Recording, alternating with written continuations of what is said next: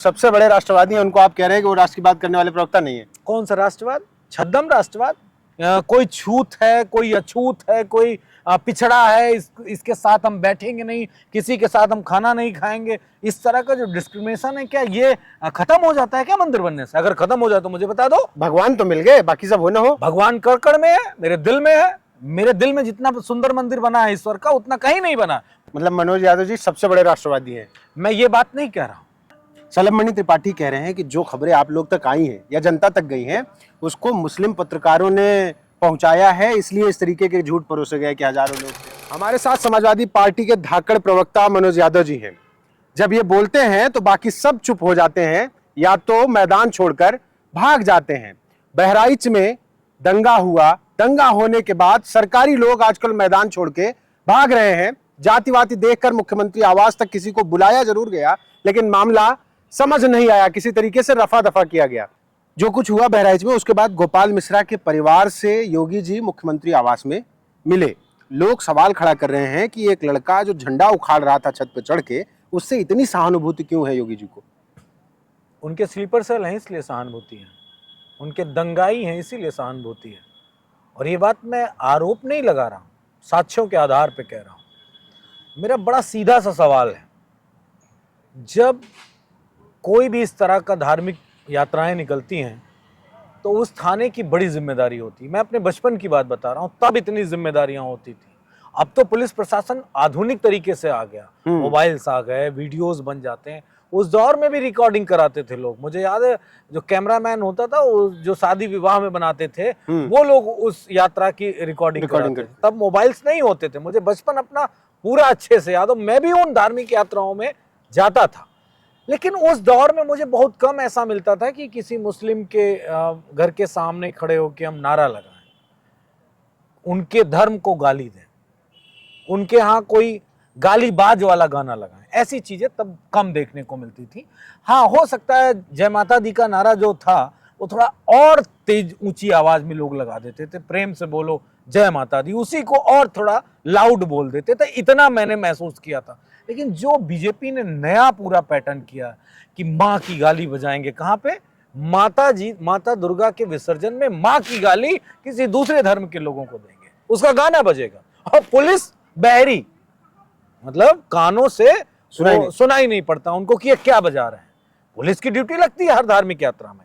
क्या आपने अपनी पत्रकारिता में देखा विगत 7 सालों में कि किसी पुलिस वाले ने धार्मिक यात्रा में कोई कंप्लेन की हो कि साहब ये अमुक लोग जो महासमिति वाले हैं, इन्होंने गाली वाला गाना बजाया?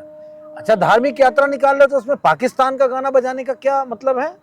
क्या ये समाजवादी पार्टी का एजेंडा है, वो कह रहे हैं। आप लोग बस चाहते हैं मजा लेना, इसलिए इस तरीके की बातें करते हैं, और दंगा वंगा तो मुक्त करा दिया है योगी जी ने। सब आप लोग की गलती है। के आधार पे हम बात करते हैं। समाजवादी का मतलब ही है कि साक्ष्यों पे बात करना, तथ्यों पे बात करना। वो कह रहे हैं कि साक्ष्य ये है कि 16 गोली उसकी छाती में लगी। निश्चित तौर पे ये बात सामने है कि उनके सीने पे, उनके गर्दन पे, गले पे, उनके नाखून, वो सब कुछ सामने है, विजिबल। लेकिन मेरा इस पे भी एक सवाल खड़ा होता है कि आपकी हजारों की भीड़ थी, सैकड़ों की तादाद में पुलिस होगी, अंदर सैकड़ों के तो होगी, 20-25 पुलिस वाले तो होंगे। और अगर आप कहीं निकले और कोई व्यक्ति आपका फंस गया तो हजारों की भीड़ क्या कर रही थी? वो पुलिस वाले क्या कर रहे थे? हथियारबंद पुलिस वाले, ड्यूटियां लगती हैं, वो क्या कर रहे थे? ये सवाल बड़ा होता है। सलमणि त्रिपाठी कह रहे हैं कि जो खबरें आप लोग तक आई हैं या जनता तक गई हैं, उसको मुस्लिम पत्रकारों ने पहुंचाया है, इसलिए इस तरीके के झूठ परोसे गए कि हजारों लोग थे और ये वो। इसमें सारा खेल इस बात का है कि एक धर्म के पत्रकार काम कर रहे थे बहराइच में, इसलिए इस तरीके की घटना हुई, वरना सारा मामला यह है कि मुस्लिमों ने एक हिंदू की हत्या कर दी है। सलमणि त्रिपाठी विधायक बनने से एक चैनल के ब्यूरो चीफ थे उत्तर प्रदेश के, यानी कि वो भी पत्रकार थे। अगर पत्रकार थे तो उस पत्रकार को कम से कम ये बात नहीं कहनी चाहिए थी। न मैं ये मान के चलूंगा कि अगर मुस्लिम पत्रकार एक एजेंडा चला रहे थे तो उनके धर्म और जाति के पत्रकार उनके समय की पत्रकारिता में कोई दूसरा एजेंडा चला रहे होंगे। ये भी बात तो सत्य होती है ना। अगर कह रहे हैं तो जब वो पत्रकार रहे होंगे और कोई दंगा हुआ होगा तो हिंदुओं के फेवरेट वाली बात सलमणि त्रिपाठी ने चलाई होगी, इसीलिए वो उससे कनेक्ट हो गए। लेकिन ये जांच का विषय है।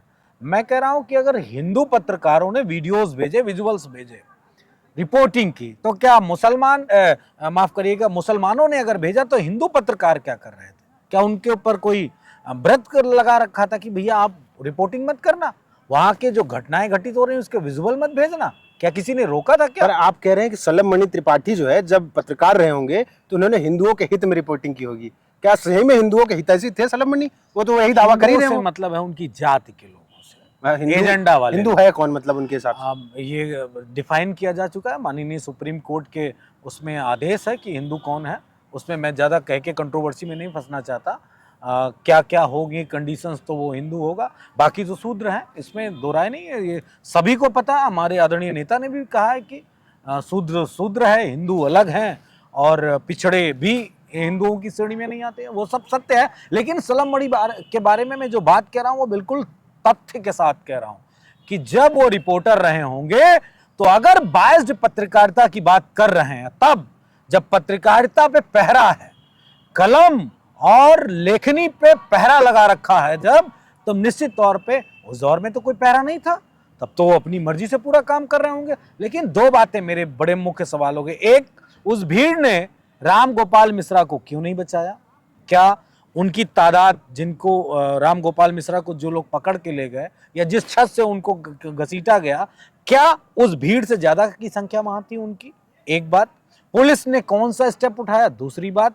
और ये पत्रकारों वाली बात, सारे पत्रकार कहाँ चले गए थे बीजेपी के? पैसा तो वो ले रहे हैं योगी आदित्यनाथ जी से, पैसा वो खा रहे हैं, उनके मालिक खा रहे हैं, और रिपोर्टिंग मुसलमान पत्रकार कर रहे थे। गजब बात। ऐसा तो नहीं कि मनोज यादव जी जो है वो हिंदू वाला जो सुप्रीम कोर्ट का फैसला है उससे बाहर है, इसलिए इनको बड़े टीवी चैनल वाले बुलाना बंद कर दिया आजकल? नहीं, चैनल तो इसलिए नहीं, बीजेपी शायद मेरे से बात करने में घबराहट है उनको। बीजेपी के प्रवक्ताओं निशब्द हैं, उनके पास कोई शब्द नहीं, उनका ज्ञान शून्य हो जाता है, और मनोज यादव सवाल पूछते हैं, मेरी आदत नहीं है जवाब देने की। ऐसा कौन सा ज्ञान है आपके पास? अरे मैं विपक्ष में हूँ, सवाल पूछूंगा। तो आपके बाकी प्रवक्ता भी तो सवाल पूछते हैं, जवाब मनोज यादव देते से ही होंगे। दिक्कत है। मनोज यादव से ही दिक्कत वो जवाब देते होंगे ना, मैं जवाब नहीं देता, मैं सवाल पूछता हूँ क्योंकि मैं विपक्ष में हूँ। ऐसा तो नहीं बाहर निकल के आपने समझा दिया हो कि जो कह रहे हैं वो करेंगे? ऐसा आप बड़ा हार्ड हिटिंग करते हैं। हार्ड लाइन तो क्या वो हमारे लिए कोई रेड कॉर्पेट थोड़ी नहीं बिछाते हैं? वो हमारी पार्टी को क्या कहते हैं आप बताओ? वो क्या कहते हैं? समाजवादियों के लिए क्या कहा जाता है? आप बताइए अपने मुंह से। मैं कैसे बताऊं? आप क्यों बताइए, आप पत्रकार हैं, आपके साथी हैं वो। आप लगातार समाज में रहते हैं कि बीजेपी के लोग समाजवादियों को क्या कहते हैं? वो तो नमाजवादी तक कह देते हैं। और क्या कहते हैं? जाने दीजिए। गुंडा शब्द इस्तेमाल करते हैं और कि गुंडे हैं। आपका वो टोटी वाला एक बयान बहुत वायरल, हमारे नेता के लिए इस तरह के शब्दों का प्रयोग किया जाता है, तो मैं उनको जवाब देता हूं, और जो जवाब वो पा जाते हैं तो मेरे ख्याल से इसके बाद उनके पास कोई एजेंडा नहीं रह जाता। मैं उनका एजेंडा नहीं चलने देता। आपका वो बयान जो था, बस आखिरी सवाल, सांप्रदायिकता के इस दौर में जब बहुत सारी चीजें हो रही हैं, सेम एक घटना बिहार में घटी। आपका जो टोटी वाला बयान था, उसके बाद वापस तेजस्वी यादव को बिहार में टोटी चोर बनाया जा रहा है। वहां भी यही खेल चल रहा है।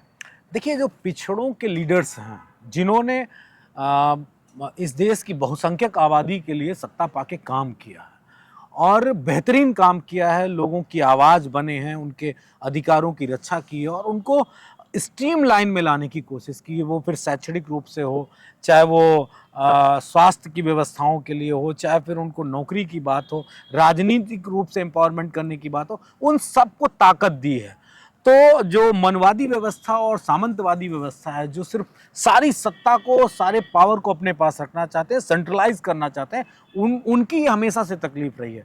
उन्होंने नेताजी के लिए हत्यारा शब्द का इस्तेमाल किया, लालू जी के लिए चारा चोर का इस्तेमाल किया, समाजवादी पार्टी हमारे राष्ट्रीय अध्यक्ष जी के लिए टोटी का इस्तेमाल किया। इस तरह जितने भी, तेजस्वी जी के लिए भी उसी तरह के शब्दों का इस्तेमाल किया कि ये सोफा उठा ले गए, वो उठा ले गए। तो ये इमेज को डैमेज करते हैं कि आप कि जो पूरा आपका चरित्र है, आपका जो पूरा वैभव है, उसको कैसे खत्म किया जाए। क्योंकि इनका अपना कोई चरित्र नहीं है, इनके पास कोई ऐसा वर्क नहीं है जिसको बहुसंख्यक आबादी कहे, क्लैपिंग करे कि नहीं they are very good work. मतलब अब बना देंगे तो क्या कह देंगे, हम भगवान का मंदिर बना रहे हैं साहब। तो बना तो रहे हैं, बनाया नहीं है क्या एक इंसान मंदिर बना लेगा तो क्या बहुसंख्यक आबादी का क्या भला हो जाएगा? आप बहुत इंपॉर्टेंट बात आप अगर इस डिस्कस में लाना चाहते हो तो उस पर बहस की जा सकती है। एक बड़ी आबादी पे अगर मंदिर बन जाता है तो उसको क्या मिल गया? क्या उसके बच्चे की शिक्षा मिल गई? क्या उसके बच्चे को राजनीतिक व्यवस्था मिल गई? क्या उसके बच्चे को रोजगार मिल गया? क्या उसका मकान अच्छा बन गया? क्या और चीजें जो उसके समाज में भेदभाव की जो स्थिति है, कोई छूत है, कोई अछूत है, कोई पिछड़ा है, इसके साथ हम बैठेंगे नहीं, किसी के साथ हम खाना नहीं खाएंगे, इस तरह का जो डिस्क्रिमिनेशन है, क्या ये खत्म हो जाता है क्या मंदिर बनने से? अगर खत्म हो जाए तो मुझे बता दो। भगवान तो मिल गए, बाकी सब हो ना हो। भगवान कड़कड़ में है, मेरे दिल में है। मेरे दिल में जितना सुंदर मंदिर बना है ईश्वर का, उतना कहीं नहीं बना, पूरी सृष्टि में कहीं नहीं बना है, पूरी दुनिया में, ब्रह्मांड में नहीं बना है जो मेरे दिल में ईश्वर की तस्वीर और उनका मंदिर है। क्योंकि भावों के भूखे होते हैं भगवान, मंदिर और दीवालों के नहीं है। आपकी इसी बात को लेकर वो लोग आपके ऊपर आरोप लगाते हैं कि आप लोग तुष्टीकरण करते हैं, मंदिर का विरोध करते हैं, फिर बहराइच जैसे कांडों में सलमड़ी आप लोगों पे देखिए, इस आरोप लगाते देश हैं। के संवैधानिक ढांचे में हमको आजादी है कि हम कैसे रहेंगे, हम किसको मानेंगे, हम किसकी पूजा करेंगे, हम किसको नहीं मानेंगे। कोई बाध्यता नहीं है हमारे पूरे संवैधानिक ढांचे में। तो फिर हम उस दायरे में रह के बात करते हैं। और हम भावों की राजनीति नहीं करना चाहते हैं, हम भावनाओं की राजनीति नहीं करना चाहते हैं, हम अधिकारों की राजनीति करना चाहते हैं। और अधिकारों की राजनीति जब होगी तो इनको तकलीफ होगी, ये हमारे नेता को और हमारी तमाम सारी व्यवस्थाओं को ये पूरी तरीके से डिस्ट्रॉय करने की कोशिश करेंगे, और जो करते आ रहे हैं। लेकिन मैं फिर बता रहा हूँ, वो शायद मेरे सामने नहीं बोल पाते हैं, उनका ज्ञान खत्म हो जाता है, शून्य हो जाता है। ये मुझे शायद ईश्वर की कृपा है कि वो मेरे सामने उनका ज्ञान शून्य हो जाता है, इसीलिए मुझे बाइकआउट। आपको आकाशवाणी आती है?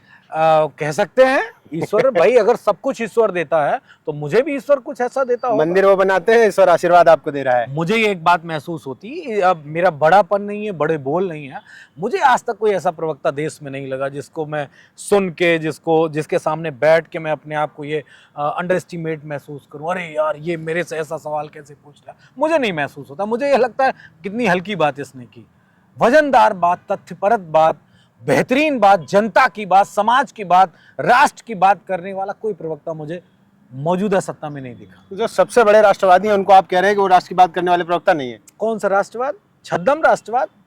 अब वो तो कहते हैं उनसे बड़ा राष्ट्रवादी ही कोई नहीं है। कौन सा राष्ट्रवाद किया? मोदी का राष्ट्रवाद मैं बताऊं? योगी का राष्ट्रवाद बताऊं? किसका राष्ट्रवाद? मोदी जी बताइए, विदेश में डंके बज रहे हैं। कौन सा डंका बज रहा है? वो जो खुद बजाते हैं ऐसे ऐसे करके, वही वाला डंका। तो वो तो मुझे लाके दे दो, मैं भी ऐसे ऐसे बजा दूंगा। कनाडा ने क्या कहा है हिंदुस्तान के लिए? क्या कहा है पिछले 3 दिनों में कनाडा ने? यहाँ से वहां उनके नागरिकों को क्या भारत की आपने पिछले 3 दशकों में इस तरह की स्थिति सुनी? क्या किसी देश की हैसियत हुई भारत की तरफ इस तरह आंखें करने की?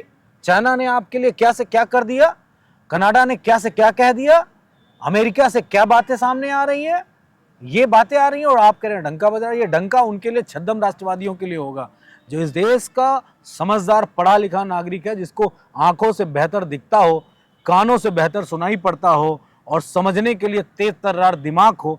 ऐसे वो लोग नहीं हैं, वो बड़े घुटे हुए लोग हैं। वो सिर्फ अपना फायदा करने के लिए राजनीति करते हैं, कैसे इस देश के आम जनमानस का पैसा लूट लें, वैसी राजनीति करते हैं। मतलब मनोज यादव जी सबसे बड़े राष्ट्रवादी हैं? मैं ये बात नहीं कह रहा हूं। अगर राष्ट्रवाद प्रवक्ताओं में सबसे मजबूत राष्ट्रवादी प्रवक्ता मनोज यादव जी हैं। मैं इस देश की बहुसंख्यक आबादी के अधिकार की लड़ने वाले राजनीतिक दल और अपने नेता आदरणीय अखिलेश यादव जी के पार्टी का एक सिपाही हूं। जो समाजवाद का रास्ता है उसकी बात हम लोग करते हैं। समाजवाद नहीं सिखाता है कि हम किसी धर्म के लोगों से लड़ेंगे। हम किसी के खिलाफ नहीं है, ना सलम मणि के खिलाफ है, ना योगी आदित्यनाथ के खिलाफ है। हमें हमारा हक चाहिए, हमारा हक कोई और नहीं ले जा सकता। सिर्फ लड़ाई इस बात की है और इसीलिए किसी को कुछ कहा जाता है, किसी को कुछ कहा जाता है। मतलब अपना हिस्सा चाहिए और इसलिए चाहिए कि हजारों साल हमको पीछे रखा गया, शैक्षिक रूप से, सामाजिक रूप से, राजनीतिक रूप से, हर तरीके से हमको पीछे रखा गया। तो हमको हमारा हक चाहिए और इसमें कौन सा बुरा मानने वाली बात है? सबको चाहिए। एक माँ बाप इतने साल से आरक्षण ले रहे हैं और क्या चाहिए आप लोगों को? मतलब कब इसीलिए समाजवादी पार्टी इंडिया अलायंस जाति जनगणना की बात कर रहा है कि आप जाति जनगणना करा लो और उसमें बता दो किसको कितना मिल गया। सिर्फ वहां यादव, मौर्य, कुशाहा, निषाद, लोधी, राजपूत ये नहीं काउंट होगा, वहां ये काउंट होगा किस पे कितना है, किस पे कितनी नौकरियां हैं। आप लोग जातिवाद बढ़ाना किस पे कितनी जमीनें हैं, किस पे कितने मकान हैं, शहर में किस पे कितनी प्रॉपर्टी है, सब जातिवाद जब जनगणना होगी तो सब आएगा। आप लोग जातिवाद बढ़ाना चाहते हैं। इसको क्या है, ये तो बहुत योगी आदित्यनाथ ने अभी किया है ना कि सबको अपनी अपनी जितने भी राज्य कर्मचारी हैं सबको अपना डेटा देना है कि हमारे पास कितना हमारे पास प्रॉपर्टी है, कितना हमने खरीद रखा है, सब दिया नहीं दिया, और जिसने नहीं दिया उसकी सैलरी रोक दी उन्होंने। तो हम भी तो यही कह रहे हैं कि भैया जातिवादी अगर आप हमें कह रहे हो, आप हमें इस तरह कह रहे हो, तो हमारी बताओ गणना करके हमारे पास क्या है, ज्यादा हो तो ले लो, कम हो तो दो। यही तो बात है, इसी बात की तो लड़ाई है। हमारे साथ मनोज यादव जी हैं, समाजवादी पार्टी के धाकड़ प्रवक्ता हैं। इनकी बातों का ज्यादातर जवाब कोई प्रवक्ता नहीं दे पाता। आपका इस वीडियो पर क्या राय है, आपके क्या विचार है, कमेंट बॉक्स में जरूर बताइएगा। धन्यवाद।